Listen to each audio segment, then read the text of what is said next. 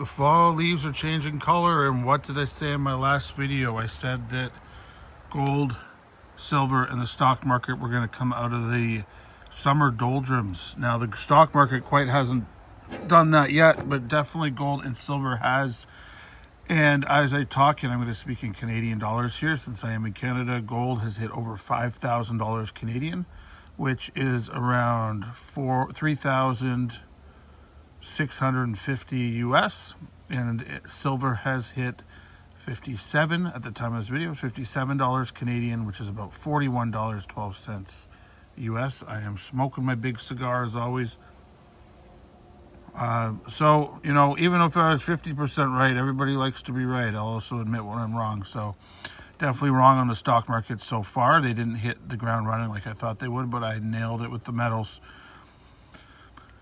Anyways, I did have a single subscriber on a video back where I showed some gold asking to see some 1/20th ounce gold coins. Now, I will preference this. This is not all my 1/20th ounce gold.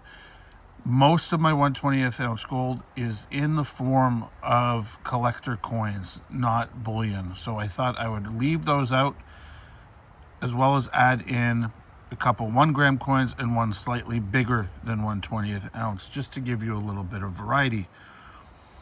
That being said, I probably have, and I can show it in another video, I want to say another 15 or so numismatic Royal Canadian Mint and other gold coins that are all 1/20th, and that includes the Birds of Prey series. That was the Osprey, the Eagle, the Owl, Snowy Owl, and whatnot, that came out in the early 2014s, 2012, 2013 kind of area. So I do still have fractional gold.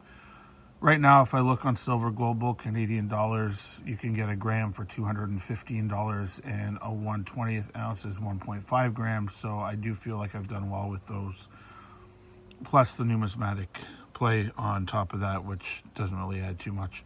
But this is the bullion 1/20th that I at least could find. I'm sure I have a couple more.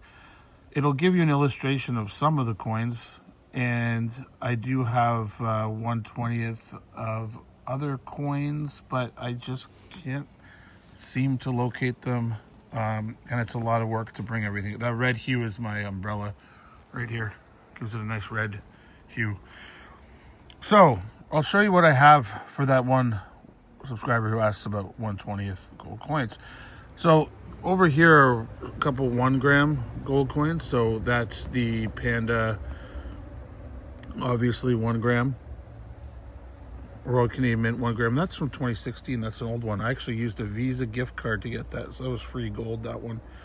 And this is a 2 gram gold coin, and it's the 2.5 peso from Mexico. I have all of the ones in the series, and it has about 2 grams of gold, I believe. Now these ones are the 1/20th ounce from bullion. So starting up here, this beautiful Liberty, it has, it's 1.5 gram, 1/20th. I'm not so sure if that's all gold or that's the total weight of the coin, so take that with a grain, but I'm putting it in the 1/20th. 2 1/20th maples. So you can see on the back it says, should say, it says $1 2012. This is a 2012. On the front, it says 1/20th right at the bottom. It's really hard to see there. 1/20th ounce. That one's a 2012, and this one is a, not that it matters really, a 2011. So 2 of those maples. Not something that you really want to stack. And then this is, again, the 2 peso. And this is 1.5 gram. And then from Australia, Year of the Pig, 1/20th, 2014.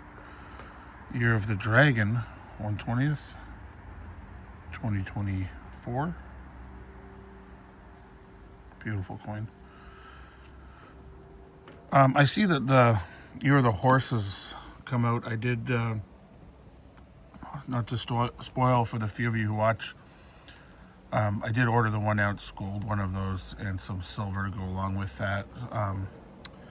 But the 1/20th, there's a lower mintage on that, I believe, or at least Silver Global is not having a lot of it in stock. And this is a Panda 1/20th. I got this a long time ago, I think. 1998. Is that 98? No, that's 86. 1986. Their older design. And this one is 1998. Yeah, I knew one of them was 98. So those are all 1/20th.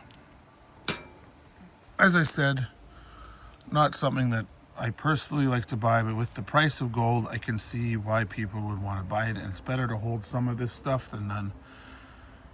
So if you don't mind paying that premium, also this would be the first gold that in a barter situation I could easily liquidate and barter for rather than a 1 ounce. So it definitely has its place in a collector or a collector stack or just a stack.